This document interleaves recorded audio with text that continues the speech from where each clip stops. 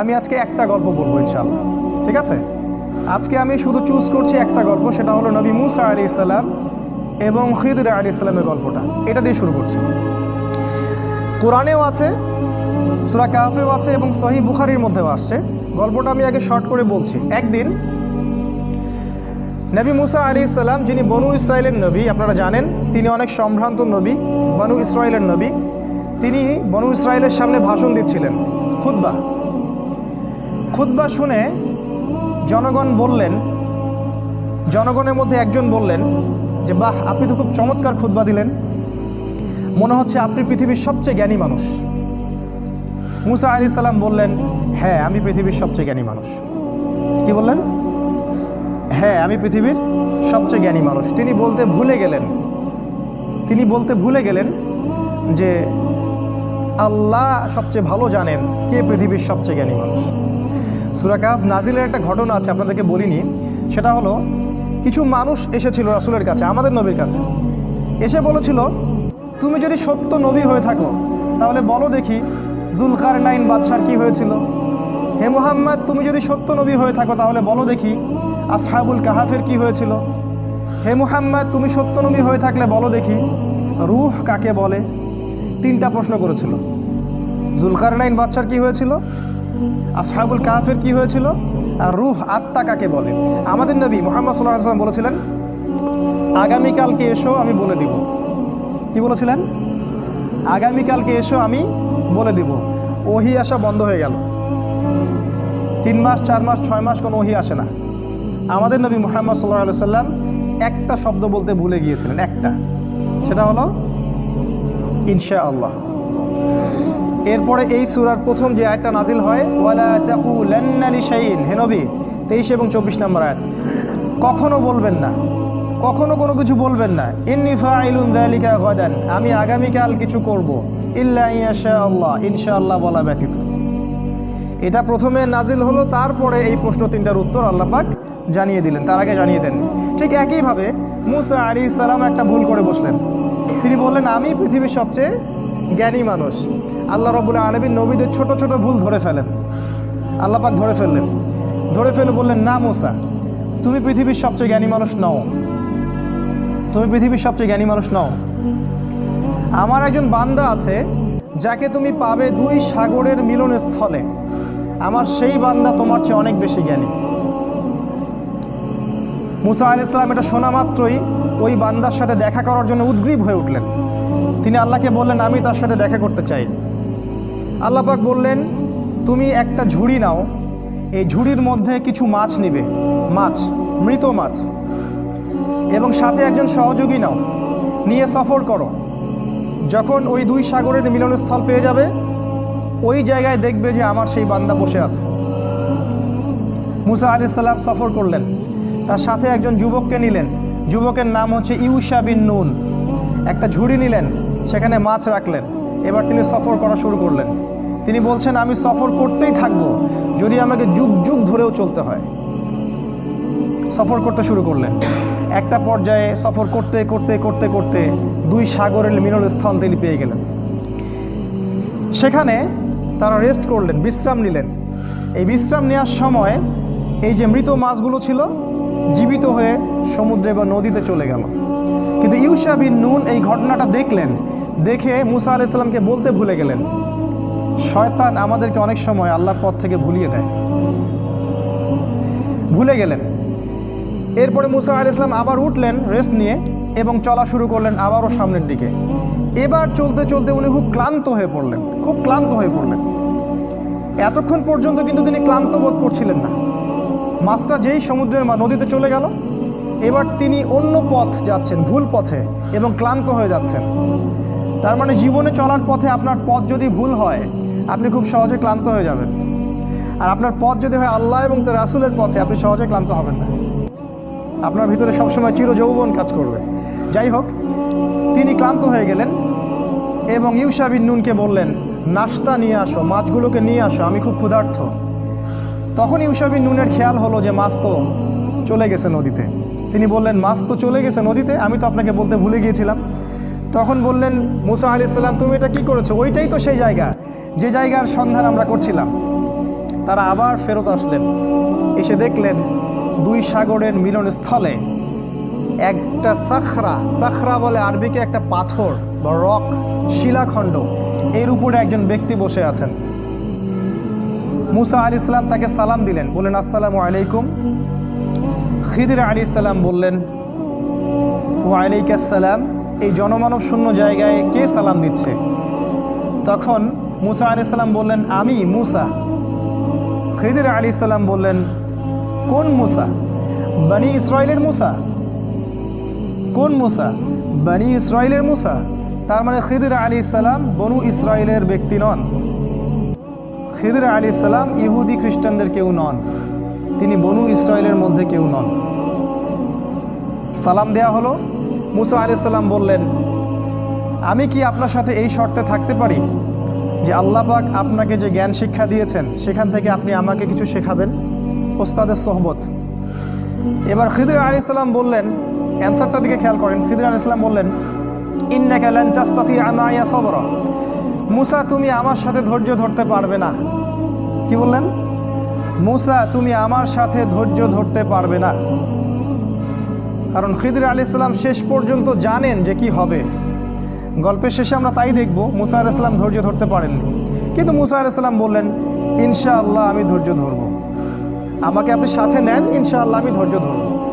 খিদির আলাইহিস সালাম ইনশাআল্লাহকে সম্মান করলেন এবং মুসা আলাইহিস সালামকে সাথে নিলেন, কিন্তু বললেন তুমি আমার সাথে সফর করো, কিন্তু আমাকে কোনো প্রশ্ন করতে পারবে না, একটা প্রশ্ন করা যাবে না, আমি কি করব না করব কোনো বিষয়ে কোনো প্রশ্ন করা যাবে না। মুসা আলাইহিস সালাম বললেন ঠিক আছে। এবার তারা চলতে শুরু করলেন। এবার ঘটনা শুরু। চলতে চলতে চলতে চলতে একটা নদী আসে। এবার তারা নদী পার হবেন, কিন্তু কোনো টাকা পয়সা সাথে নাই। খিদির আলাইহিস সালামকে ওই মাঝিরা চিনত। সেই মাঝিরা তাকে বলল আপনি নৌকায় ওঠেন, টাকা পয়সা লাগবে না। খিদির আলাইহিস সালাম মুসা আলাইহিস সালামকে নিয়ে নৌকায় উঠলেন। এবার নৌকা চলতে শুরু করলো। নৌকার পাতা টানের উপর একটা পাখি এসে বসলো। এই পাখিটা ওই নদী থেকে একটু পানি খেয়ে চলে গেল। এই দৃশ্যটা দেখে খিদির আলাইহিস সালাম বললেন হে মুসা, এই যে পাখিটা যতটুকু পানি এই নদী থেকে খেয়ে চলে গেল, ওই অতটুকু পানি হচ্ছে তোমার আর আমার জ্ঞান। আর এই যে নদীর যত পানি দেখছো এগুলো হচ্ছে আল্লাহর জ্ঞান। আল্লাহর জ্ঞানের তুলনায় মানুষের জ্ঞান এতটুকু সামান্য, যতটুকু ওই যে পাখিটা যতটুকু পানি খেয়ে গেছে অতটুকু। যাই হোক, নৌকা চলতে থাকলো। এক পর্যায়ে একটা ঘটনা ঘটলো যে খিদির আলাইহিস সালাম একটা কুড়াল নিলেন। কুড়াল নিয়ে নৌকার যে পাতা টান নিচে একটা ফুটা করে দিলেন। এবার এই দৃশ্য দেখে মুসা আলাইহিস সালাম বললেন আপনি এটা কী করলেন? যারা বিনা পয়সায় আমাদেরকে সফর করালো, আমাদের উপকার করলো, ওই বেচারা গরিব মানুষের এই একমাত্র সহায় সম্বল নৌকাটা আপনি ফুটা করে দিলেন। আপনি তো লাকাদ জিতা শাইআন ইমরা, আপনি তো বিশাল একটা ভয়ঙ্কর কাজ করলেন, গুনার কাজ করলেন আপনি একটা। তখন খিদির আলাইহিস সালাম বললেন আলাম আকুল ইন্নাকা লান তাসতাতিআ মাইয়া সাবরা। হে মুসা, আমি কি তোমাকে বলিনি তুমি আমার সাথে ধৈর্য ধরতে পারবে না? মুসা আলাইহিস সালাম বললেন আমাকে ক্ষমা করে দিন, আমি ভুলে গিয়েছিলাম, এরপরে ইনশাআল্লাহ আমি আর কোনো কোশ্চেন করব না। তারা আবার চলতে লাগলেন। চলতে চলতে চলতে চলতে একটা বাচ্চার সাক্ষাৎ হলো। বাচ্চা, ছোট বাচ্চা, গোলাম। কোরআন বলেছে গোলামান ফাকাতালাহ। খিদির আলাইহিস সালাম বাচ্চাটাকে হত্যা করলেন। এটা তো আরও ভয়ঙ্কর ব্যাপার। নৌকা ফুটা করা কোথায় আর বাচ্চা হত্যা করা কোথায়? আর মুসা আলাইহিস সালাম নিজেও কিন্তু মার্ডার কেসের আসামি। এটা কি জানেন? মুসা আলাইহিস সালাম কিন্তু একটা ব্যক্তিকে এক ঘুষি দিয়ে হত্যা করে ফেলছিলেন ভুলবশত। মুসা আলাইহিস সালাম এবার বললেন ইন্নাকা লাকাদ জিতা শাইআন নুকরা, আপনি মহা একটা অপরাধ করলেন, এটা আপনি নিরপরাধ একটা শিশুকে হত্যা করলেন। খিদির আলাইহিস সালাম বললেন আলাম আকুল লাকা ইন্নাকা লান তাসতাতিআ মাইয়া সাবরা, আমি কি তোমাকে বলিনি হে মুসা তুমি আমার সাথে ধৈর্য ধরতে পারবে না? এবার মুসা আলাইহিস সালাম সর্বশেষ অজুহাত দিলেন, দিয়ে বললেন আমি যদি আর একটা কোশ্চেন করি তাহলে আমাকে আর সাথে নিয়েন না, এবার লাস্ট চান্স, আর একটাও কোশ্চেন করবো না ইনশাআল্লাহ। তারা আবার চলতে লাগলেন। চলতে চলতে একটা গ্রাম আসলো।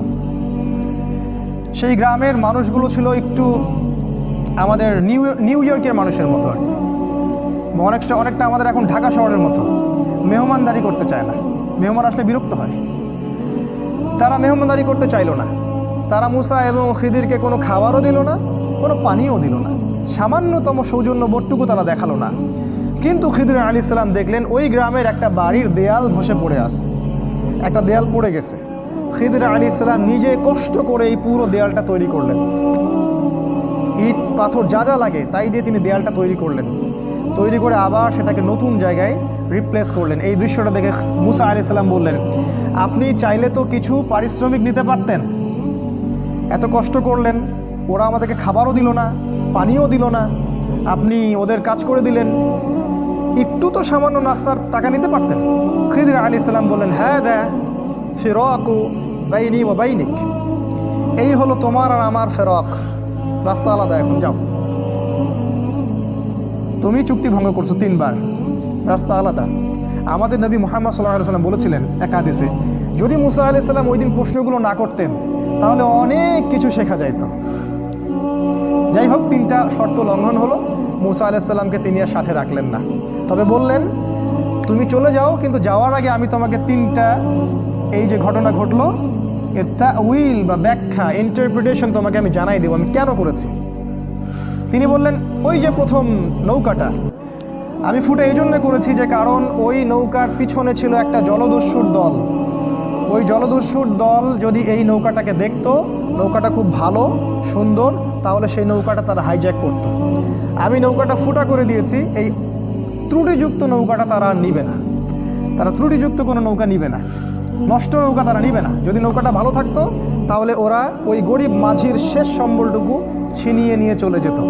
তোমার কাছে মনে হয়েছে আমি ক্ষতি করেছি, কিন্তু আমি পরোক্ষভাবে ওর উপকার করেছি, সেটা তুমি সবর করতে পারোনি।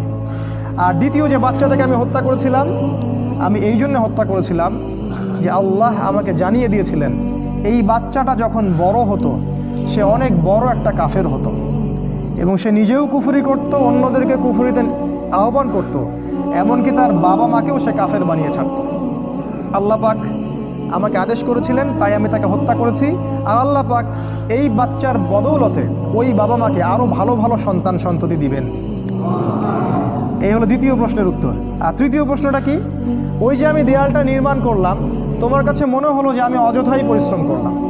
তা আল্লাহ আমাকে জানিয়ে দিয়েছিলেন যে ওই দেয়ালটার নিচে ওই বাড়ির 2টা এতিম বাচ্চার সম্পত্তি লুকানো আছে। ওই বাড়ির 2টা এতিম বাচ্চার সম্পত্তি ওই দেয়ালের নিচে লুকানো আছে, গুপ্তধন। আল্লাহ পাক চাইলেন আমি দেয়ালটা নির্মাণ করে দেই, ওই বাচ্চারা যখন বড় হবে তখন তারা এই সম্পত্তিটা পাবে। আর দেয়াল যদি নির্মাণ না করতাম তাহলে অন্যেরা ওর সম্পত্তি লুট করে নিয়ে যেত, তারা ভোগ করতে পারতো না।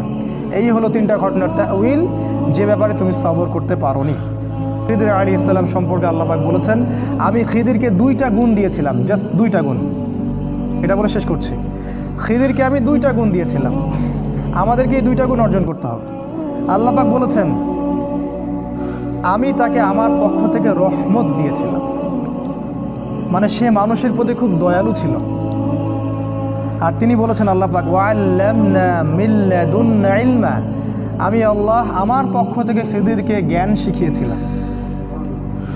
তাই এই জামানায় খিদির আলাইহিস সালামের মতো হয়ে এই রাতের অন্ধকার দূর করে সোনালি সকাল আনতে হলে আমাদেরকে যেমন 2 চোখ দিয়ে দেখতে হবে, একই সাথে দয়ালু হতে হবে, এবং আল্লাহর পক্ষ থেকে যে জ্ঞানের উৎস, ওই উৎসের কাছে আপনাকে ফিরে আসতে হবে। ইনশাল্লাহ তখনই দেখা যাবে আমরা শেষ জামানাকে ডিল করতে পারবো, খিদির আলাইহিস সালামের মতো হতে পারবো, যাকে আল্লাহ রাব্বুল আলামিন শেষ জামানার স্কলার রূপে তুলে ধরেছেন। আল্লাহ পাক আমাদের সবাইকে কোরআন এবং হাদিস অনুযায়ী আমল করার তৌফিক দান করুন, আল্লাহুম্মা আমিন। এটা আল্লাহ পাকের অসীম দয়া যে আমরা যদি দুনিয়ার প্রত্যেকটা কাজ মুহাম্মদ সাল্লাল্লাহু আলাইহি ওয়াসাল্লামের তরিকা এবং পদ্ধতিতে করি, তাহলে প্রতিটা কাজ ইবাদত এবং নেকির মাধ্যম হিসেবে গণ্য হবে। সকালবেলা উঠেছেন, ঘুম থেকে উঠলেন, উঠে দোয়া পড়লেন। কি দোয়া পড়লেন? আলহামদুলিল্লাহিল্লাযী আহিয়ানা বা'দা মা আমাতানা ওয়া ইলাইহিন নুশুর। মাশাআল্লাহ। ঘুমানোর সময় কি পড়েছিলেন? আল্লাহুম্মা বিইসমিকা আমুতু ওয়া আহইয়া। অথবা আরো কিছু আমল আছে আপনি করতে পারেন চাইলে, যেমন সূরা মুলক তেলাওয়াত করতে পারেন। ফজিলত, আপনাকে কবরের আযাব থেকে বাঁচানো হবে ইনশাআল্লাহ। আপনি আয়াতুল কুরসি তেলাওয়াত করতে পারেন। ফজিলত, সারা রাত একজন ফেরেশতা আপনাকে পাহারা দিবে ইনশাআল্লাহ। আপনি সূরা ফালাক, নাস, ইখলাস পড়ে ঘুমাতে পারেন এবং হাত দুটোকে একত্রিত করে ফু দিয়ে মাথা থেকে নিয়ে যতদূর পর্যন্ত হাত যায় মাসাহ করতে পারেন। ঘুমের মধ্যে আপনার কোনো সমস্যা হবে না ইনশাআল্লাহ। ঘুমের মধ্যে অনেক সময় প্রবলেম হয় না, দুঃস্বপ্ন দেখে মানুষ, ভয় পায়, অস্থির হয়ে পড়ে। অনেকে বলে বোবা ধরা, বলে না যে বোবায় ধরেছে, মানে আপনি চেতনা এসেছে কিন্তু আপনি নড়তে পারছেন না, এমন হয় না? হয়নি কখনো জীবনে? আচ্ছা, মাসাহ করলে এটা হবে না ইনশাআল্লাহ। তারপরে 33 বার সুবহানাল্লাহ, 33 বার আলহামদুলিল্লাহ, 34 বার আল্লাহু আকবার। এরপর দোয়া পড়লেন, ঘুমিয়ে গেলেন। এছাড়াও সূরা কাফিরুন পড়তে পারেন, কুল ইয়া আইয়ুহাল কাফিরুন। আপনাকে আল্লাহ পাক শিরক থেকে বাঁচাবে ইনশাআল্লাহ। আর আমার সবচেয়ে পছন্দের একটা আমল আছে ঘুমানোর সময়, চেষ্টা করি কোনো রাত্রে যেন বাদ না যায়। আপনারাও চেষ্টা করবেন কোনো রাতে যেন এই আমলটা অন্তত বাদ না যায়। আলী রাদিয়াল্লাহু আনহু বলতেন যে যার সামান্য বিবেক বুদ্ধি আছে তার জন্য শোভা পায় না যে সে এই আমলটা না করেই ঘুমিয়ে যাবে। সেটা কি? সূরা বাকারার শেষের 3টা আয়াত তেলাওয়াত করবে। সূরা বাকারার শেষের 3 আয়াত অথবা 2 আয়াত পড়বেন, একই ফজিলত ইনশাআল্লাহ। কি ফজিলত? সারা রাত নফল নামাজ পড়লে যে নেকিটা পেতেন, আপনি এটা পড়ে ঘুমিয়ে গেলে ইনশাআল্লাহ সেই নেকি পেয়ে যাবেন। যদি আপনার নিয়াত থাকে তাহাজ্জুদের, ইনশাআল্লাহ আপনি পেয়ে যাবেন। এই যে কাজগুলো করে ঘুমালেন, আপনি 3 ঘন্টা বা 6 ঘন্টা ঘুমিয়েছেন, এই যে পুরো সময়টা আপনি ঘুমিয়েছিলেন, এই পুরো সময়টার জন্য আপনার আমলনামায় নেকি লেখা হবে। অথচ ঘুমের দরকার কার ছিল? আমার না আল্লাহর? কার স্বার্থ এখানে? আমার স্বার্থ। ওয়াজআলনা নাওমাকুম সুবাতা, ঘুমকে বানিয়েছি আরামের, বিশ্রামের মাধ্যম। বিশ্রাম আমি নিলাম, রেস্ট আমি নিলাম, আমি ঘুমালাম, আবার নেকিও কে পেল? আমি। কারণ কি? কারণ আমি ঘুমিয়েছি মুহাম্মদ সাল্লাল্লাহু আলাইহি ওয়াসাল্লামের তরিকা এবং সুন্নাহ অনুযায়ী। ডান কাত হয়ে যদি পারেন ওযু করে নিতে পারেন, আরো ভালো হয়। তো এই যে ঘুমালেন, নেকি হয়ে গেল। ঘুম থেকে উঠলেন, দোয়া পড়লেন, নেকি হয়ে গেল। এবার আপনি টয়লেটে যাচ্ছেন, টয়লেটে যাওয়ার সময় বলছেন কি? আল্লাহুম্মা ইন্নী আউযু বিকা মিনাল খুবসি ওয়াল খাবাইস। এই যে টয়লেট করছেন, এই সময়টুকুতে নেকি পাচ্ছেন। বের হচ্ছেন, বলছেন গফরানাকে। ওযু করছেন, বিসমিল্লাহ বলে শুরু করছেন। ওযু করার পরে বলছেন কি? আশহাদু আল্লা ইলাহা ইল্লাল্লাহ ওয়াহদাহু লা শারীকা লাহু ওয়া আশহাদু আন্না মুহাম্মাদান আবদুহু ওয়া রাসূলুহু আল্লাহুম্মা ইজআলনি মিনাত তাওয়াবিন ওয়াজআলনি মিনাল মুতাতাহহিরিন। ওযুটা কি হয়ে গেল? নেকি হয়ে গেল। এভাবে আপনি নামাজে যাচ্ছেন। এবার এই যে মসজিদে যাচ্ছেন পায়ে হেঁটে, প্রত্যেক পদক্ষেপে আপনার গুনাহ মাফ হচ্ছে, প্রত্যেক পদক্ষেপে আপনার নেকি হচ্ছে এবং রহমত বরকত হচ্ছে। এছাড়াও আপনার মর্যাদা আল্লাহর কাছে বাড়ছে। সলাতে নামাজ, জামায়াতে সলাত পড়ছেন, নর্মালি নামাজ পড়লে আপনি যে নেকি পেতেন তার চাইতে 25 বা 27 গুণ বেশি পাচ্ছেন। এবং একটা সামাজিক ঐক্য গড়ে উঠছে। সামাজিক ঐক্য, মুসলিমদের মধ্যে ভেদাভেদহীন একটা সাম্যের সমাজ গড়ে উঠছে নামাজের মধ্য দিয়ে, তাই নয় কি? নামাজটা নেকি। নামাজ শেষ হয়ে গেল, আপনি এখন বসে বসে জিকির আজকার করছেন। নামাজের পরে জিকির আছে না? একই ইমাম সাহেবের সাথে একটা মোনাজাত দিয়েই চলে যাবেন। কি করবেন? তাসবিহ তাহলিল নাই? আস্তাগফিরুল্লাহ আস্তাগফিরুল্লাহ আস্তাগফিরুল্লাহ নাই? আল্লাহুম্মা আনতাস সালাম ওয়া মিনকাস সালাম তাবারাকতা ইয়া যাল জালালি ওয়াল ইকরাম নাই? আল্লাহুম্মা আইন্নি আলা যিকরিকা ওয়া শুকরিকা ওয়া হুসনি ইবাদাতিক নাই? আয়াতুল কুরসি নাই? ফালাক, নাস, ইখলাস, অনেক তাসবিহ তাহলিল আছে। 33 বার সুবহানাল্লাহ, 33 বার আলহামদুলিল্লাহ, 33 বার আল্লাহু আকবার, কালিমা শাহাদাত আছে না? এবং আপনি দোয়াও করবেন, কারণ ফরজ সালাতের পরে দোয়া কি হয়? কবুল হয়। তো এই যে নামাজটা আপনি পড়লেন, নেকি হয়ে গেল মাশাআল্লাহ। তাসবিহ তাহলিল করছেন, আপনি নেকি পাচ্ছেন, আলহামদুলিল্লাহ। এরপরে আপনি কোথায় যান? হয় পড়াশোনা করতে যান, অথবা আপনি স্কুল কলেজে যাচ্ছেন, অথবা মাদ্রাসায়, অথবা বাসায় পড়াশোনা করেন, অথবা ব্যবসায় যান, চাকরিতে যান, প্রশাসনের কাজে যান, রাষ্ট্রের কাজে চলে যান, এই তো করেন। দিনটা এভাবে শুরু হয় না? এখন যদি পড়াশোনার সেকশনে আপনি যান, স্টুডেন্ট হন আপনি, এবং আপনার পড়াশোনার উদ্দেশ্য যদি হয় যে আমি জ্ঞান অর্জন করব, এই উদ্দেশ্যে এই জ্ঞানকে কাজে লাগিয়ে আমি দ্বীনের খেদমত করব, এই জ্ঞানটাকে কাজে লাগিয়ে কি করব? দ্বীনের উপকার করব, দ্বীনের খেদমত করব, মানুষের উপকার করব, জাতির, দেশের, আপনার উম্মার, জনগণের কল্যাণ করব, ভালো কিছু করব। আপনার এই জ্ঞান অর্জনটা কি হবে জানেন? ইবাদত, এবং এটা বড় ইবাদত। আমলের চেয়ে ইলমের মূল্যটা বেশি। আল ইলমু ক্বাবলা আল কওলি ওয়াল আমাল, কথা কাজের আগে হচ্ছে জ্ঞান। আর যারা মাদ্রাসায় পড়বেন এই উদ্দেশ্যে যে আমি এই জ্ঞান অর্জনের মধ্য দিয়ে উম্মাকে সংস্কার করব, নিজে দিন জানবো, মানুষকে দিন প্রচার করব, এবং দিনের প্রচার প্রসার প্রতিষ্ঠায় আমি আমার জায়গা থেকে ভূমিকা রাখবো। আমি মুহাদ্দিস হব, মুফাসসির হব, আমি ইনশাআল্লাহ বড় আলেম ফকিহ হব। অহংকার করব না, মানুষকে সঠিক দিনটা জানানোর জন্য, আল্লাহর সন্তুষ্টির জন্য আমি দিন শিখবো। ইবাদত হবে না? এবং তার মর্যাদা এত বেশি হবে, এত বেশি হবে। নবী সাল্লাল্লাহু আলাইহি ওয়াসাল্লাম বলেছেন, সাধারণ মানুষের উপরে নবী সাল্লাল্লাহু আলাইহি ওয়াসাল্লামের যে মর্যাদা, ইবাদত গুজারদের উপর আলেমের সেই মর্যাদা। এবং এই জ্ঞান অর্জন করতে গিয়ে আপনি যখন পা ফেলছেন, বাড়ি থেকে বের হচ্ছেন, আপনার পায়ের নিচে ফেরেশতারা সম্মানের পাখা বিছিয়ে দিবে।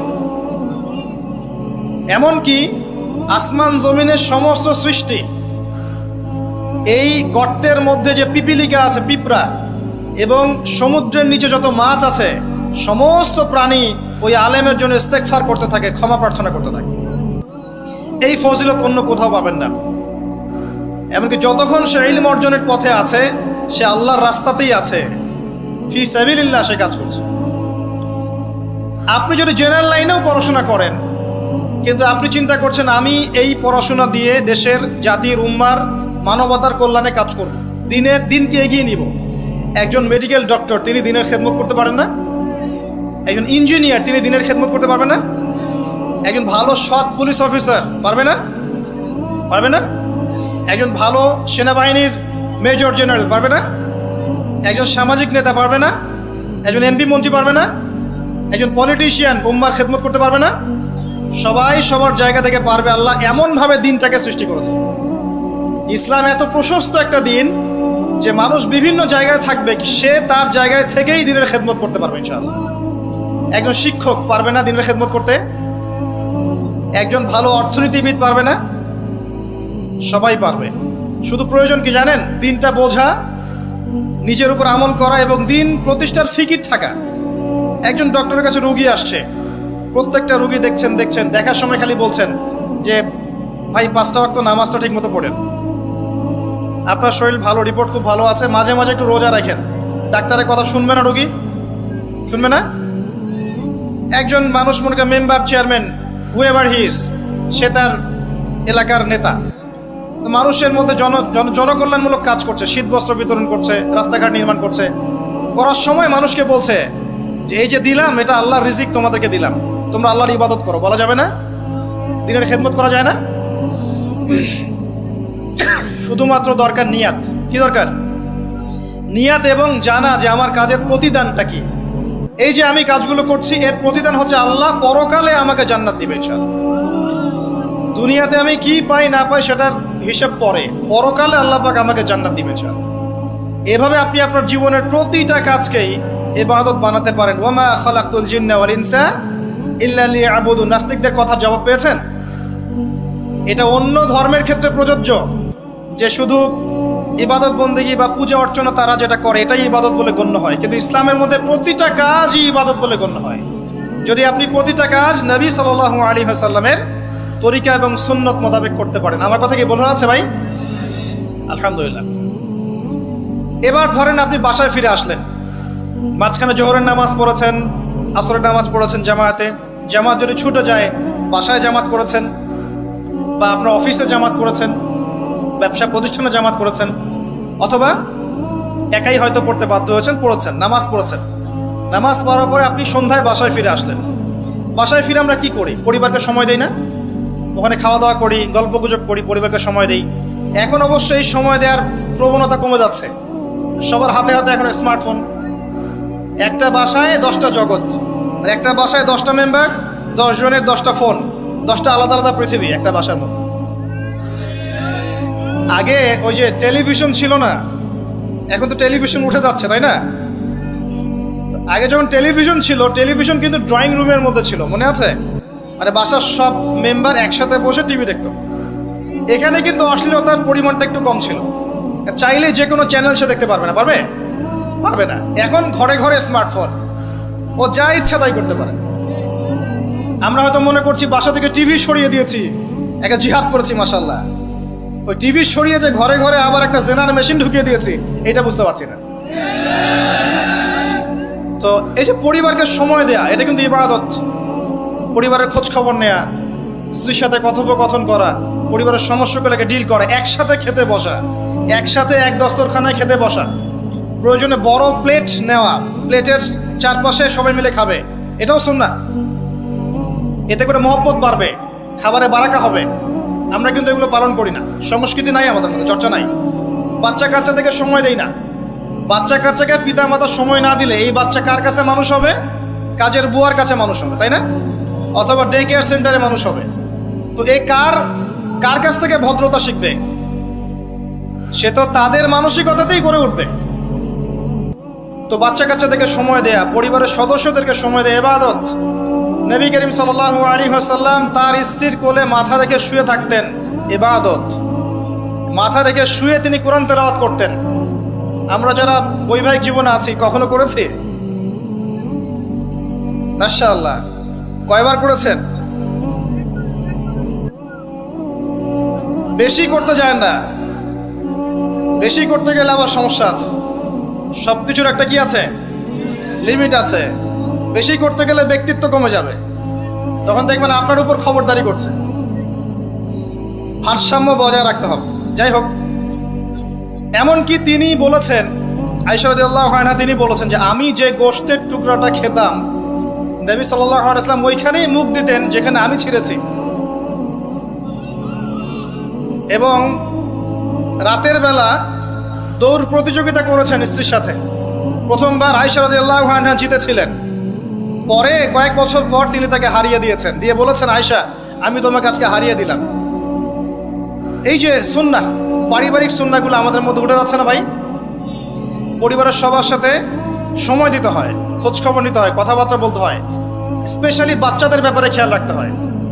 বাচ্চা কাচ্চা যারা আছে এরা কাদের সাথে মিশছে, কাদের সাথে মিশছে, কাদের সাথে খেলছে, যে স্কুলে পড়ছে ওর পরিবেশটা কেমন, যে মাদ্রাসা যাচ্ছে ওর পরিবেশটা কেমন, ওকে কারা পড়াচ্ছে, কাদের কাছ থেকে দিন শিখছে, সে কাদের কাছ থেকে ইলম শিখছে, এগুলো জানা দরকার আছে।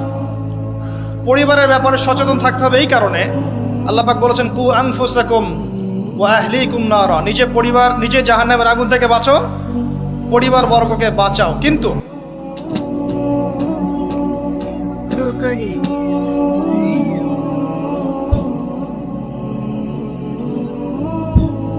এখানে একটা কথা আছে যে সবার পরিবার কিন্তু একরকম হবে না। হয়তো স্ত্রী কথা শুনবে না, পিতামাতা কথা শুনবে না, সন্তান সন্ততি কথা শুনবে না। এক্ষেত্রে আপনার জন্য হেদায়েত কোথায় জানেন? ওই নূহ আলাইহিস সালামকে দেখেন, 950 বছর দাওয়াতি কাজ করেছিলেন, তার সন্তান কিন্তু ঈমান নিয়ে আসে নাই, তার স্ত্রী কিন্তু ঈমান নিয়ে আসে নাই। অতএব আপনি ঈমানদার হলেই যে সবাই আপনার কথা মেনে নেবে এমনটাও নয়, কিন্তু দাওয়াত দিতে হবে, চেষ্টা করতে হবে।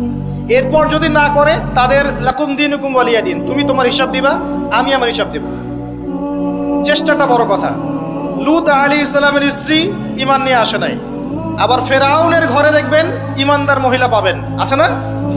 ফেরাউনের ঘরে ঈমানদার মহিলা থাকতে পারে। আজকে আমরাও দেখি বাংলাদেশের প্রেক্ষাপটে পরিবারের কর্তারা অনেকেই ফেরাউনের মতো আচরণ করেন, কিন্তু স্ত্রীরা মাশাআল্লাহ ঈমানদার।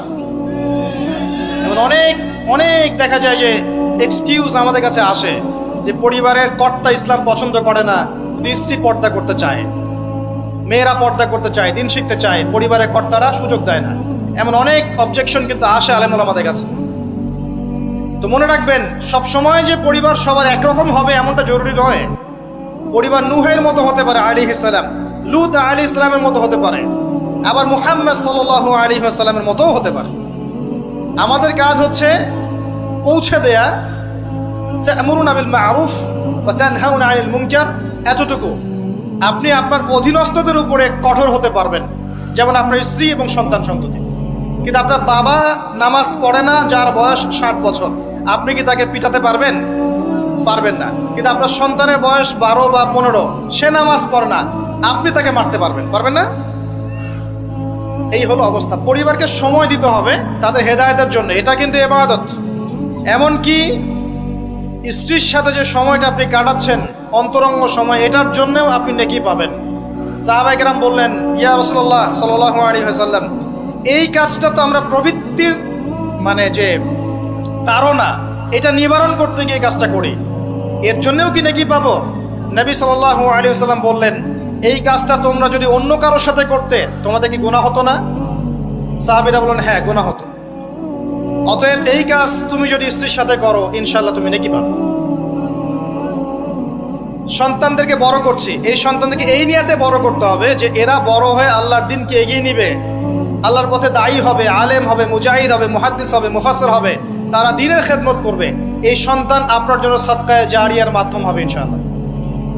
কিছু না হোক, সন্তান ভালো মানুষ হবে, তার দ্বারা কেউ ক্ষতিগ্রস্ত হবে না, সে মানবতার কল্যাণে কাজ করবে, আপনি ওই সন্তানের জন্য নেকি পাবেন ইনশাআল্লাহ তাআলা। এই যে আপনার পুরো জীবন, শুরু থেকে, ঘুম থেকে নিয়ে একেবারে পরিবার, সমাজ, রাষ্ট্র পরিচালনা পর্যন্ত প্রত্যেকটা কাজ যদি কোরআন এবং সুন্নাহর অনুকূলে হয় এবং নবী সাল্লাল্লাহু আলাইহি ওয়াসাল্লামের সুন্নাহ পদ্ধতিতে হয়, পুরো জীবনটাই আপনি নেকি পাচ্ছেন, আলহামদুলিল্লাহ। এটাই সেই আয়াত, ওয়ামা খালাকতুল জিন্না ওয়াল ইনসা ইল্লা লিয়াবুদুন, আমি মানুষ এবং জিনকে সৃষ্টি করেছি শুধুমাত্র আমার ইবাদত করার জন্য। এবার আসেন, আল্লাহ পাক যখন আমাদেরকে সৃষ্টি করেননি তখন কি ছিল? কারা ছিল পৃথিবীতে? সর্বপ্রথমে কারা ছিল?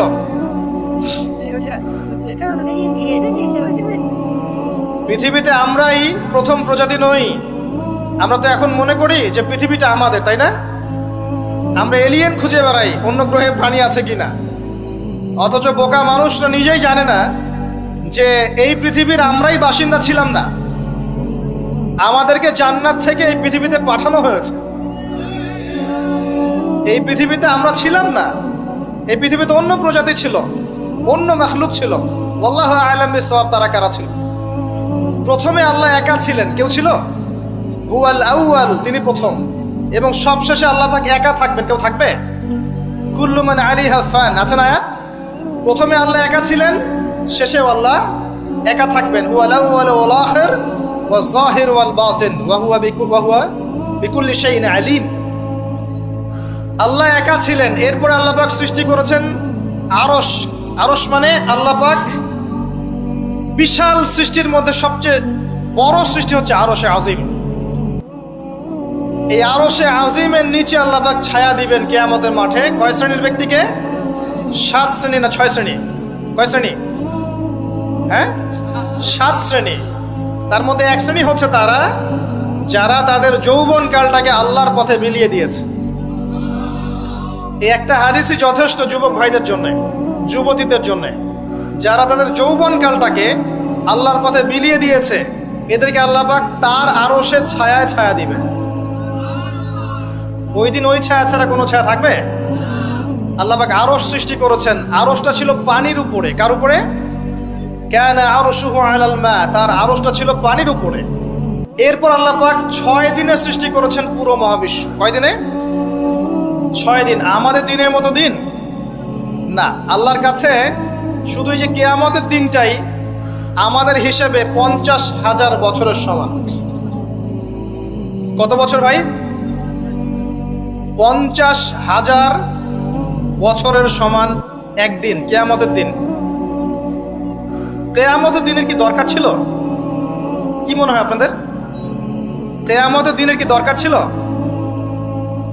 ছিল। যদি কিয়ামতের দিন না থাকতো তাহলে পৃথিবীর সব জালেম পার পেয়ে যেত। কিয়ামতের দিন আছে বলেই কোনো জালেম পার পাবে না ইনশাআল্লাহ।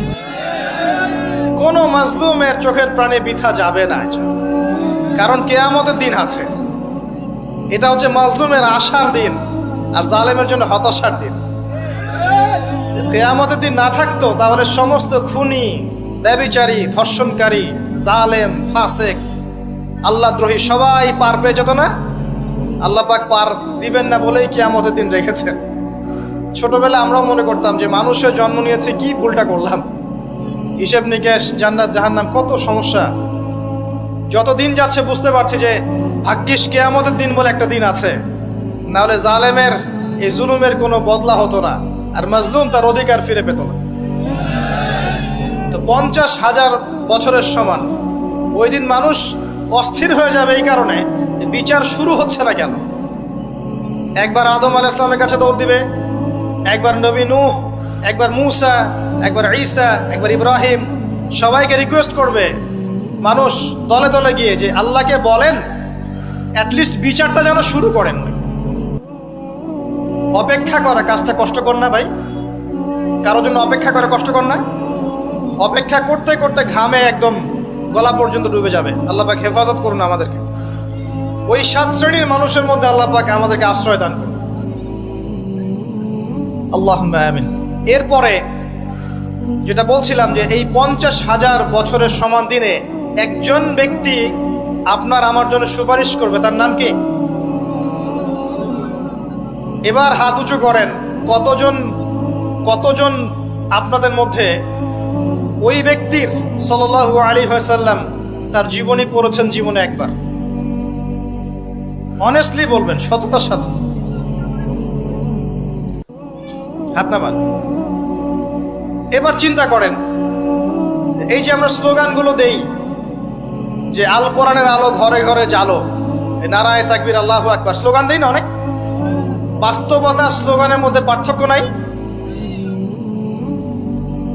যখন আপনি দেখবেন প্রতিটা যুবক বা প্রত্যেক ব্যক্তি আমাদের সমাজের মধ্যে নবী সাল্লাল্লাহু আলাইহি ওয়াসাল্লামের জীবনী সম্পর্কে ভালো ধারণা রাখে, কুরআনুল কারীম মাশাআল্লাহ তেলাওয়াত করতে জানে, কোরআনের অর্থ বোঝার চেষ্টা করে, মাশাআল্লাহ হকপন্থী আলেম ওলামাদের কাছে যায়, আত্মশুদ্ধি অর্জন করে, হালাল খায়, পারিবারিক আদর্শ সুন্দর করে গড়ে তোলার চেষ্টা করে, ন্যায়ের পথে তাকে অন্যায় করে না, তখন অটোমেটিকলি কোরআনের আলো ঘরে ঘরে জ্বলবে না?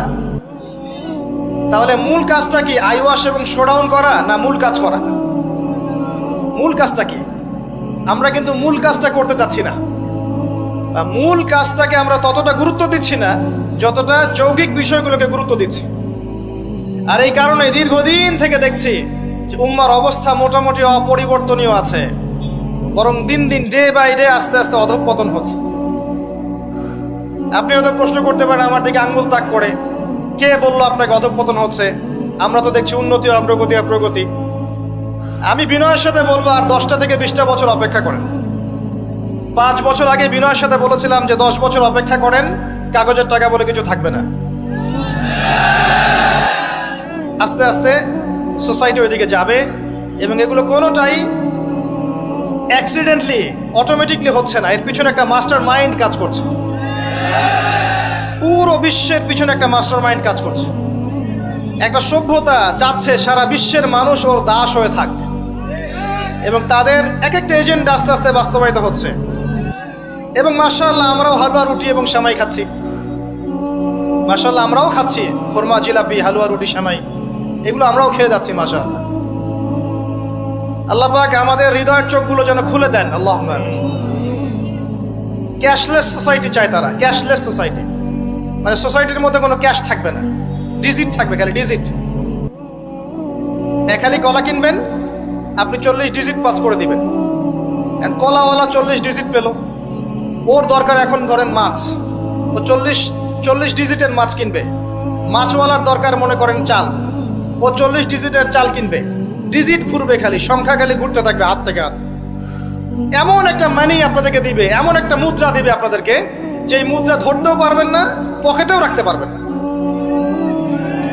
এখন তো ধরতে পারেন, পকেটে রাখতে পারেন, একটা সময় আসবে মুদ্রা ধরতেও পারবেন না, পকেটেও রাখতে পারবেন না। এবং এগুলোর মান তারা নিয়ন্ত্রণ করবে। যখন দেখবে যে আপনার মধ্যে তাওহীদ বেশি আছে, ইসলামের চেতনা বেশি আছে, দ্বীনের ফিকির বেশি, ইসলাম ইসলাম করছেন, আপনার মান কমে যাবে। যদি দেখে আপনার মধ্যে দাসত্ব আছে, ওরা যা বলছে আপনি সামিআনা ওয়া আতা'না বলছেন, ইয়েস স্যার করছেন, আপনি উন্নতি, অগ্রগতি, প্রগতি পাবেন। হ্যাঁ, যারা এগুলো লঞ্চ করছে তারা আবার তাদের সম্পত্তিগুলোকে গোল্ড এবং সিলভারে কনভার্ট করছে অলরেডি। দেখেন বড় বড় ওদের ব্যাংকগুলোকে দেখেন, সব গোল্ড এবং সিলভারে কনভার্ট করছে। ওই ইসরায়েলের দিকে তাকিয়ে দেখেন, ও তার সমস্ত সম্পত্তিগুলোকে, বেশিরভাগ সম্পত্তিগুলোকেই সাস্টেইনেবল গোল্ডের কনভার্ট করছে। ও আমাদের মতো বোকা নয়। শোনেন, কেমন বোকা নয়, বিগত 70 বছরে মুসলিমদের নাকের ডগার উপরে বসে 4টা যুদ্ধে মুসলিমদেরকে পরাজিত করে দিয়েছে ইসরায়েল। বিগত 70 বছরে ওরা প্রথমে ব্রিটেন, তারপরে আমেরিকার হাত ধরে বিশ্বের এমন একটা জায়গায় এসেছে যে এই জায়গা থেকে তারা বিশ্বের পলিটিক্স, ইকোনমিক্স, মিডিয়া, প্রযুক্তি, ফাইন্যান্স সব নিয়ন্ত্রণ করার শক্তি অর্জন করেছে অলরেডি। আপনি ভাবছেন করবে? অনেকে মনে করে এটা ভবিষ্যৎ বক্তা মনে হয়। আমি বলছি যে বর্তমান সম্পর্কে আপনি খবর রাখেন না বলেই বর্তমানকে আপনার ভবিষ্যৎ মনে হচ্ছে। এটা বর্তমান, এটা ভবিষ্যৎ না। ভবিষ্যতে তো সে সারা বিশ্বকে রুল করবে ইনশাআল্লাহ তাআলা। না হলে তো সে মাসিহুদ দাজ্জালের ফলোয়ারই হতে পারবে না। আর দাজ্জাল তো সারা বিশ্বকে শাসন করবে এবং তাকে ফলো করবে জিউসরাই। তবে হ্যাঁ, এটা আমরা জানি কোরআন এবং হাদিস থেকে আলহামদুলিল্লাহ যে ওদের এই দমন, পীড়ন, জুলুম এবং শাসনটা চিরস্থায়ী হবে না ইনশাআল্লাহ। এটা একটা সাময়িক সময় জুড়ে থাকবে, এরপরে আল্লাহ পাক পৃথিবী থেকে এটাকে সরিয়ে দিবেন ইনশাআল্লাহ। কিভাবে সরাবেন? ওই যে লোহিত সাগরে আল্লাহ পাক যেমন করে বনু ইসরায়েলকে ধাওয়া করছিল ফেরাউনের বাহিনী, মনে আছে? লোহিত সাগরে আল্লাহ পাক ফেরাউনের বাহিনীকে একত্রিত করেছেন, ডুবিয়ে দিয়েছেন, দেন নাই? আল্লাহ পাক সেম সুন্নাহ অ্যাপ্লাই করেছেন প্যালেস্টাইনের ক্ষেত্রে। আল্লাহ পাক সমস্ত জালেমদেরকে ওখানে একত্রিত করেছেন ধ্বংস করার জন্য। সেম সুন্নাহ এটা হবে ইনশাআল্লাহ আযজা ওয়া জাল। আমরা জানি এটা সরে যাবে পৃথিবী থেকে।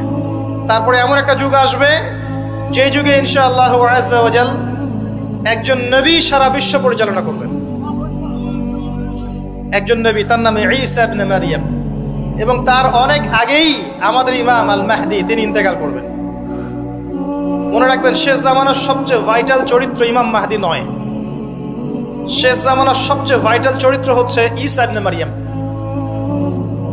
ঈসা ইবনে মারইয়াম সবচেয়ে ভাইটাল চরিত্র, কারণ তিনি জেরুজালেম থেকে সারা ওয়ার্ল্ডে ইসলামী খেলাফা কায়েম করেন এবং 40 বছর, এই 40 সংখ্যা এক্স্যাক্টলি 40 না আরো বেশি আল্লাহ ভালো জানেন, পৃথিবী জুড়ে ইসলামের অনুশাসন বজায় থাকবে ইনশাআল্লাহ। একটা কাঁচা বাড়ি, একটা পাকা বাড়ি আপনি পাবেন না যেখানে আল্লাহর কালিমা প্রবেশ করবে না, জুলুম বলে কিছু থাকবে না ইনশাআল্লাহ। যা দেখছেন আপনি এখন ওয়ার্ল্ড ওয়াইড যে দাপট, দেখে মনে হচ্ছে বিশ্ব এদের কোনো অস্তিত্বই বিশ্বে থাকবে না। এখন সারা বিশ্বের দিকে তাকিয়ে আপনার কাছে মনে হচ্ছে মাশাআল্লাহ, NATO, United Nations, world bank, এইটা সেটা, বিশ্ব যে কি হচ্ছে সারাদিন। শুক্র গ্রহ আমার, একজন বলছে না শুক্র গ্রহ আমার, একজন মিসাইল তৈরি করছে, আরেকজন প্রতিরক্ষা ব্যবস্থা করছে। ওয়ার্ল্ড অ্যাফেয়ার্স পড়লে মনে হয় যে ওয়ার্ল্ডটা এদেরই, কিন্তু আল্লাহ রাসূল সাল্লাল্লাহু আলাইহি ওয়াসাল্লাম বলছেন যে বিশ্বটা আস্তে আস্তে আস্তে আস্তে তার ধ্বংসের দিকে যাচ্ছে। এইটা চিরস্থায়ী হবে না এবং একে অপরের সাথে কলিউশন করে এরা শেষ হয়ে যাবে। মুসলিমদের উপর দমন পীড়ন যেমন বাড়বে, ঠিক একইভাবে আল্লাহ রাব্বুল আলামিন মুহাম্মদ সাল্লাল্লাহু আলাইহি ওয়াসাল্লামের বংশধরদের মধ্য থেকে একজন ইমামকে বের করে নিয়ে আসবেন। তিনি ইনশাআল্লাহ আযজা ওয়া জাল মুসলিমদেরকে নিয়ে এই জুলুমের বিরুদ্ধে দাঁড়িয়ে যাবেন। পরে যখন মাসিহুদ দাজ্জাল বের হবে, তাকে তিনি হত্যা করতে পারবেন না, কারণ তাকে এত বেশি ক্ষমতা দেওয়া হবে যে মুসলিমরা তার সাথে পেরে উঠবে না।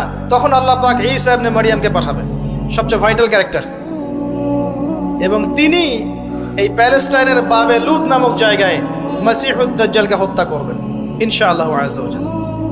আমাদেরকে বিশ্ব নেতারা এখন বোঝায় যে বিশ্বের শেষ নাই, এই পৃথিবী জয় করার পর আমরা মঙ্গলে গিয়ে থাকবো, তারপর শুক্রে, তারপর শনিতে, তারপর বৃহস্পতিতে, তাই না? মাইন্ডসেটটা এমন তৈরি করেছে না? কিন্তু বাস্তবতা হচ্ছে এই মহাবিশ্বই ধ্বংস হয়ে যাবে। এই পৃথিবী তো ধ্বংস হবেই, মহাবিশ্ব ধ্বংস হয়ে যাবে। তবে পৃথিবী ধ্বংসের আগে আল্লাহ পাক ঈসা ইবনে মারইয়ামের হাতে সারা বিশ্বে ইসলামী খেলাফা কায়েম করবেন ইনশাআল্লাহ। মাঝখানে একটা সময় আপনাকে পার করতে হবে। কত বছর? ননসেন্স প্রশ্ন। যে ভাই কত বছর, 100, 200, 500, আল্লাহ ভালো জানেন, আমরা জানি না এবং জানার কথাও না। কেউ যদি বলে এত সাল, সে নিশ্চিত কাযযাব, একজন মিথ্যাবাদী। এবং এটা একটা অহেতুক কথা, এত সাল, এত বছর পর, এটা আমরা বলতে পারবো না। কিন্তু এতটুকু বলতে পারবো যে পৃথিবী চিরদিন এভাবে থাকবে না। ওয়ার্ল্ডে এখন যা দেখছেন এগুলো চিরস্থায়ী হবে না। আস্তে আস্তে আস্তে আস্তে রাত যত গভীর হবে, ভোর তত কাছাকাছি আসবে। এবং এই পুরো বৈশ্বিক জুলুম ফাসাদ, আপনার জেনা, আপনার পর্নোগ্রাফি, আপনার মাদক, সুদ, জুলুম অত্যাচারের মধ্যেও দেখবেন প্রত্যেকটা জায়গায় জায়গায় আল্লাহ পাক কিছু না কিছু আল্লাহর বান্দাকে রেখে দিবেন। এবং আমার বিশ্বাস তাদের বেশিরভাগই হবে যুবক শ্রেণী। এটা আমার মত, আল্লাহ ভালো জানেন। আমার মনে হয় যে বেশিরভাগই হবেন যুব সমাজ। এবং আমার কাছে একটা দলিল আছে কেন মনে হয়। কারণ আসহাবুল কাহফ যারা ছিলেন তারা যুবক ছিলেন। প্রত্যেক যুগে যুগে আসহাবুল কাহফ থাকবেন ইনশাআল্লাহ তাআলা। তাদের হাতেই আল্লাহ পাক ইনশাআল্লাহ তাআলা এই দিনটাকে আমানত হিসেবে রাখবেন। উলামায়ে কেরাম তাদেরকে এগিয়ে নিয়ে যাবে। আস্তে আস্তে দেখবেন পরবর্তী জেনারেশনের পতাকা তারা বহন করবে ইনশাআল্লাহ। এখন যে কথাগুলো বলতে এতগুলো কথা বললাম, যে যখন আল্লাহ পাক মহাবিশ্ব সৃষ্টি করেছেন 6 দিনে, তখন মানুষের কোনো অস্তিত্ব ছিল না। ছিল? কোনো অস্তিত্ব ছিল না, মানুষের অস্তিত্বই ছিল না। সূরা দাহর পড়েন 1 নম্বর আয়াত, আল্লাহ পাক বলছেন হাল আতা আলাল ইনসান হিনুম মিনাদ দাহরি লাম ইয়াকুন শাইআন মাযকুরা। মানুষের উপর একটা সময় চলে গেছে যখন মানুষ কোনো আলোচ্য বিষয় ছিল না। এখন সারা ওয়ার্ল্ডের দিকে তাকালে মনে হয় যে মানুষই সবকিছু, তাই না? অথচ মানুষের বাইরে যে একটা জাতি আছে, জিন জাতি, এটাকে বিশ্বাসই করে না মানুষ। মানুষের আশপাশে ঘুরছে ফেরেশতারা, মানুষ বিশ্বাসই করে না। আল্লাহ পাক আছেন আরশে আজিমে, তার উপরে, মানুষ বিশ্বাসই করে না যে আল্লাহ বলে কেউ আছে। মানুষ মনে করে বিগ ব্যাং থেকে সব সৃষ্টি হয়েছে। হ্যাঁ, অনেক মানুষ মনে করে যে আল্লাহ বলতে কেউ নাই, সবকিছু বিগ ব্যাং থেকে সৃষ্টি হয়েছে। অথচ আল্লাহ পাক কোরআনে বলেছেন আওয়ালাম ইয়ারাল্লাযীনা কাফারু, সূরা আম্বিয়া 30 নম্বর আয়াত, আন্নাস সামাওয়াতি ওয়াল আরদা কানাতা রাতকান ফাফাতাকনাহুমা। কাফেররা কি লক্ষ্য করে দেখে না এই মহাবিশ্ব এবং পৃথিবী একটা বিন্দুর মধ্যে ছিল, আমি এটাকে পৃথক করে দিয়েছি, পার্থক্য করে দিয়েছি। ওয়াজআলনা মিনাল মাই কুল্লা শাইইন হাই, প্রত্যেক জীবন্ত প্রাণীকে সৃষ্টি করেছি পানি দ্বারা। আফালা ইউমিনুন, এরপরেও কি তারা বিশ্বাস করবে না? যারা সায়েন্সের ছাত্র, নিউক্লিয়াস সম্পর্কে পড়ে দেখেন, সাইটোপ্লাজম সম্পর্কে পড়ে দেখেন, ওখানে কতটুকু পানি আছে, কত অংশ পানি আছে। আল কোরআন বৈজ্ঞানিক, সম্পূর্ণ বৈজ্ঞানিক, কিন্তু বিজ্ঞান কোরআনিক হতেই হবে জরুরি না। বিজ্ঞানের কোনটা সত্য কোনটা মিথ্যা এটা কোরআন দিয়ে মানদণ্ড হিসেবে যাচাই করা যাবে। কোরআনের কোনটা সত্য কোনটা মিথ্যা এটা বিজ্ঞান দিয়ে যাচাই করা যাবে না। আল্লাহ পাক সৃষ্টি করেছেন, এরপরে মানুষকে সৃষ্টি করে একা ছেড়ে দেননি। আল্লাহ পাক প্রথমে নাম শিখিয়েছেন, সমস্ত জ্ঞান শিখিয়েছেন কাকে? আদম আলাইহিস সালামকে। ওয়াল্লামা আদম আল আসমা কুল্লাহা, মহাবিশ্বের সমস্ত নাম আমি আদমকে শিখিয়েছি। সুবহানাল্লাহ। আমাদের পিতা আদম আলাইহিস সালামের ডিএনএর মধ্যে জ্ঞান ছিল, সমস্ত জ্ঞান ছিল যা আল্লাহ পাক শিখিয়েছেন। বাই ডিএনএ আমাদের মধ্যে জ্ঞানগুলো এসেছে, এমনি এমনি আসেনি। মানুষ একটা বুদ্ধিবৃত্তিক প্রাণী না? অটোমেটিকলি কি মানুষ জ্ঞান শিখে ফেলেছে? আল্লাহ এই জ্ঞান আদম আলাইহিস সালামকে শিখিয়েছেন, তার বংশধরদের মধ্যে জ্ঞান ছড়িয়ে পড়েছে। এরপর আল্লাহ পাক জান্নাতে রেখেছেন, শর্ত দিয়েছেন কি? ওয়ালা তাকরাবু ওয়ালা তাকরাবা হাদিহিশ শাজারা, তোমরা দুজন এই গাছের কাছে যাবে না। পরীক্ষা, গাছটার নাম কি? এটা হচ্ছে ওই প্রশ্নের মতো ঈসা আলাইহিস সালাম কবে আসবেন। গাছটার নাম কি? এটা ওই প্রশ্নের মতো যে দাজ্জালের আসল নাম কি হবে, ইমাম মাহদী কত সালে আসবেন। এগুলো ওই প্রশ্নের মতো যে ওই গাছটার নাম কি ছিল। প্রয়োজন নাই গাছের নামের আমার। গাছটা ছিল একটা টেস্ট, পরীক্ষা। গাছের কাছেও যেও না। চলে গেলেন, কার প্ররোচনা চলে গেলেন? ইবলিস। তার নাম কি? ইবলিস। আচ্ছা, ইবলিস আমল করতো না? ইবলিস ফেরেশতাদের সর্দার ছিল না? কি কারণে আল্লাহ পাক তাকে বহিষ্কার করলেন? অহংকার, রাইট। আবা ওয়াস্তাকবার, সিজদা করি নাই। খলাকতানি মিন নার ওয়া খলাকতাহু মিন তিন, আমাকে সৃষ্টি করেছেন কি দিয়ে? আগুন তাকে সৃষ্টি করেছেন মাটি, এটাকে বলে আত্ম অহংকার, ইগো। মনে রাখবেন, আপনার যত বড় সার্টিফিকেট থাকুক, কেমব্রিজ থেকে, অক্সফোর্ড থেকে, হার্ভার্ড থেকে বা দারুল উলুম থেকেই, যদি আপনার কাছে অনেক বড় বড় সার্টিফিকেট থাকে কিন্তু মনের মধ্যে অহংকার থাকে, আপনার মনের মধ্যে নূর আসবে না। যদি আসতো তাহলে ইবলিসের মনে আসতো। তার জ্ঞানের কোনো কমতি ছিল না, ওয়াস্তাকবার, সে অহংকার করেছে। আর অহংকার কাকে বলে? মাতারুন নাস, মাতারুল হক ওয়া গামতুন নাস, সত্যকে প্রত্যাখ্যান করা এবং অন্যদেরকে ছোট করা, আন্ডারএস্টিমেট করা। আর আমাদের সংস্কৃতি এখন হচ্ছে অন্যকে আন্ডারএস্টিমেট করা। আমাদের চরিত্রই হয়ে গেছে এমন, গীবত, তোহমত, অপবাদ, সমালোচনা, কাদা ছড়াছড়ি, চুল ছেঁড়াছেড়ি, এগুলোই সংস্কৃতি। যতক্ষণ আমরা এই কাজগুলো করতে থাকি ততক্ষণ ওই যে ইসরায়েল, সে আরো 10টা মিসাইল বানিয়ে ফেলে। এই জন্যই বলি যে আমরা মাঝে মাঝে জিলাপি খাই, খোরমা খাই, আর তারা তাদের কাজের দিকে এগিয়ে যায়। প্রথম দিকে হালুয়া রুটি বলেছিলাম, অনেকে রাগ হয়েছিল, ওই জন্য হালুয়া রুটি শব্দটা বলি না, আর বলি জিলাপি আর খোরমা খাই। এখন অনেকে রাগ হয় না। তো বাস্তবতা এমন ভাই, শোনেন, এই জায়গায় 1 মিনিট সময় দেন। একটা সময় ছিল, এই জায়গাটা খুব ভালো করে শোনেন, একটা সময় ছিল আবু বকর সিদ্দিক রাদিয়াল্লাহু আনহুর যুগ, ওমর ইবনুল খাত্তাব, উসমান বিন আফফান, আলী ইবনে আবি তালেব, উমাইয়া খেলাফত, আব্বাসীয় খেলাফত, ফাতেমি, মামলুক, কর্ডোভা, উসমানীয়, এই যে খেলাফত ছিল। স্বর্ণযুগের মধ্যে ইসলাম বেশি ছিল, আস্তে আস্তে ইসলাম কমতে থাকে, কিন্তু অ্যাটলিস্ট মুসলিমদের একটা শক্তি ছিল, মুসলিমদের একটা ল্যান্ড ছিল, একটা ইমারত ছিল, একটা জামায়া ছিল, খেলাফা ছিল, আমির ছিল, ইকোনমিক পাওয়ার ছিল, প্রযুক্তি ছিল, সামরিক বাহিনী ছিল, সব কিছু মুসলিমদের হাতে ছিল। এরপর একটা যুগ আসলো, এই যুগের বয়স বেশি দিন না, 100, 200, 300 বছর। এই লাস্ট 200-300 বছরে দেখবেন আপনি নো স্টেট, কোনো স্টেট নাই। যেগুলো আছে সেগুলো টুকরা টুকরা, পিস আপ করা, ব্রিক্স অ্যান্ড পিসেস, মানে টুকরায় টুকরায় ভাগ করা হয়েছে। কারোর সাথে কারো মহব্বত নাই, মানে ওই দেশের মানুষ মরলে এই দেশের মানুষ হাসে। এখানে আঘাত আসলে ওরা বলে যে আমি তো বাংলাদেশি না, তো বাংলাদেশের ব্যাপারে আমার নাক গলানোর দরকার নাই।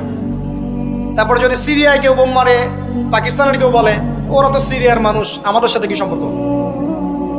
প্যালেস্টাইনে কেউ মা বোনদের ইজ্জত নিলে ইরাকের মানুষ বলে যে ওরা তো প্যালেস্টাইনের, আমরা তো ইরাকের। ইউনাইটেড কোনো ফর্ম নাই, প্রথম কথা। না কোনো ইউনাইটেড নেশন, না কোনো খেলাফা, না আমির, না সবার মাঝে একটা হৃদ্যতা, না ইকোনমিক কোনো বেস, না স্বতন্ত্র মিডিয়া প্রযুক্তি, স্বতন্ত্র সিস্টেম, স্বতন্ত্র political system, economic system, media, প্রযুক্তি, আপনার সমরাস্ত্র, ওভারঅল যে বিষয়গুলো আমাদের ছিল স্বর্ণযুগে, এগুলো লাস্ট 200-300 বছরে অনেকটা কমে গেছে। এবং যখন কমে গেছে, এই সময়টুকুর মধ্যে ইসলামের বিরোধী শক্তি যারা আছে, স্পষ্ট প্রকাশ্য বিরোধী শক্তি যারা ভিতরের বাইরের, এরা এই প্রত্যেকটা সেক্টরে উন্নতি করেছে। আর আমরা এই মূল জিনিসগুলো দিকে ফোকাস না করে পড়েছিলাম কোথায়? আপোষের গীবত, আমাদের তহমত, আপোষের কাদা ছড়াছড়ি। একটা নেশনের মধ্যে সবাই ভাই না আমরা? একটা নেশন, মানে একটা নেশনে কি থাকে?